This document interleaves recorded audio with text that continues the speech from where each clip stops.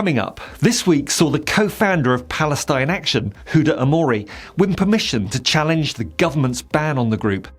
Mr. Justice Chamberlain said the proscription order against the Direct Action Group risked considerable harm to the public interest because of a potential chilling effect on legitimate political speech. Stay tuned. The Labour government are trying to out-Tory the Tories, from their adoption of the last Conservative government's fiscal rules, inaction on Gaza, their handling of the winter fuel payment, the two-child universal credit benefit cap, and to their U-turns on green investment. Starmer and his cabinet continue to disappoint.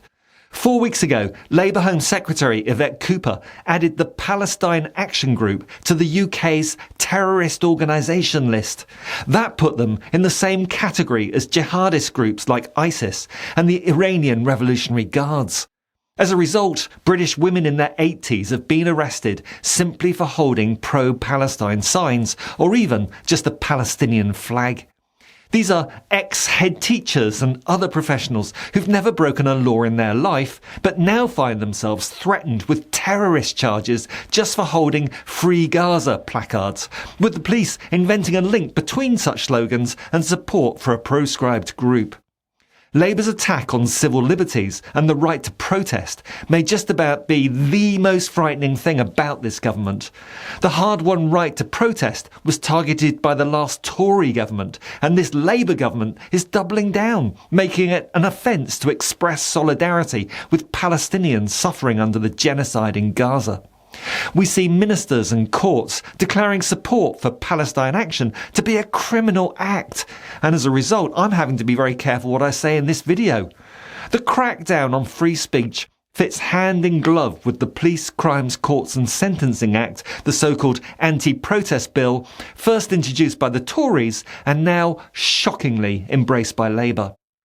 But before I go on, if you're finding this video useful or interesting, remember to like, subscribe, comment, share, and maybe even consider joining the Truth to Panel channel as a member. With your support, I can continue putting in the necessary hours each week to research, script and produce these videos. And I think the Truth to Power channel is more relevant than ever as Labour has taken up where the Tories left off, supercharging the Tory Police, Crime, Sentencing and Courts Act 2022 with even greater powers under the Public Order Act of 2023. These laws allow police to define when and where protests can begin or end, ban demonstrations near key national infrastructure, and even criminalise peaceful locking-on tactics.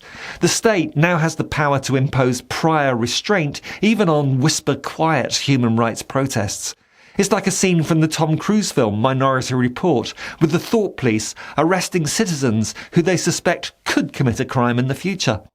For example, earlier this year, 6 young women attended a welcome talk hosted by protest group Youth Demand at the Westminster Quaker Meeting House in central London, addressing climate issues and Gaza activism. About 20 to 30 Metropolitan Police officers, some armed with tasers, forcibly broke down the front door without ringing the bell and swept through the building, arresting all 6 women on suspicion of conspiracy to cause a public nuisance. This is a natural outcome of these draconian laws.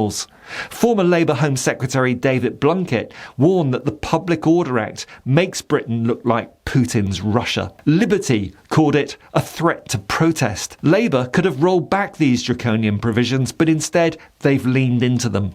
On the 20th of June 2025, after a vandalism incursion at RAF Bryce Norton, no injuries, just red paint and spray tags, Home Secretary Yvette Cooper invoked the Terrorism Act 2000, proscribing Palestine Action from the 5th of July this year.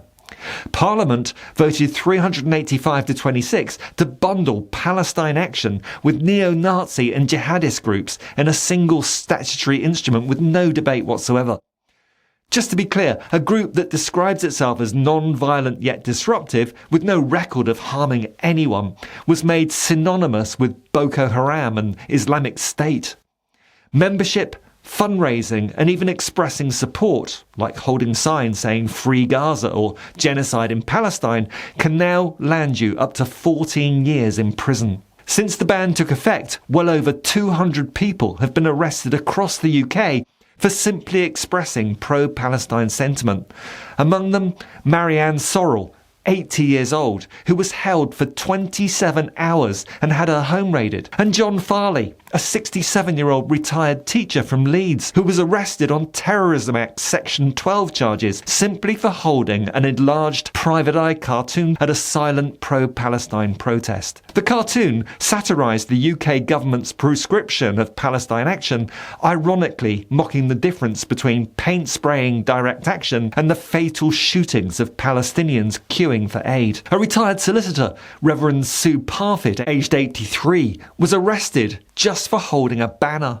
These are not violent radicals, they're elderly citizens protesting against genocide. And just one more example, Laura Merton, threatened by armed police in Canterbury simply for holding a Palestinian flag and signs reading Free Gaza and Israel is committing genocide. Officers told her that those slogans counted as support for Palestine Action and hence terrorism. She called it the most authoritarian dystopian experience. This Labour government is penalising dissent way beyond what even the last Tory government achieved.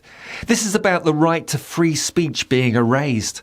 Whenever I criticise Labour, I see a fall in subscriber numbers and face a barrage of criticism in the comments. But I have to call it as I see it. The clue is in the name, truth to power. But I am in very good company on this particular issue. The United Nations Human Rights Chief, Volker Turk, slammed the proscription of Palestine Action as disproportionate and unnecessary, infringing rights to freedom of expression, assembly and association. He said it's at odds with the UK's obligations under international human rights law. This week, the High Court granted Palestine Action's co-founder, Hudi Amouri, permission for a judicial review, concluding two claims were reasonably arguable: that the ban has a chilling effect on political speech and that the Home Secretary failed to consult the group before proscribing it. The fact that this is happening under a Labour government is particularly galling. It's supposedly the party of human rights and fairness, but instead of dismantling the Tories' anti-protest architecture, they've embraced it.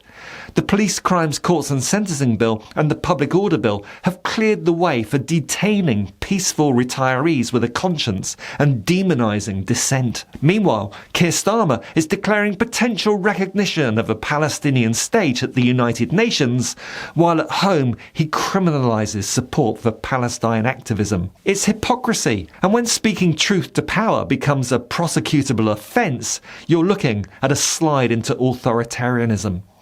That's why I'm hopeful that Palestine Action's judicial review will lead to a defeat for this Labour government's attack on civil liberties.